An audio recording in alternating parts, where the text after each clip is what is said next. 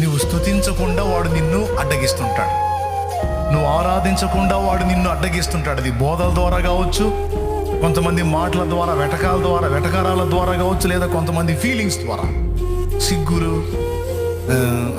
అని చెప్పి ఏదో కొంతమంది ఫీలింగ్స్ ఉంటాయి, వాటి ద్వారా కూడా వాడు నిన్ను స్తుతించకుండా అడ్డగిస్తాడు. అడ్డగిస్తే నువ్వే నష్టపోతావు.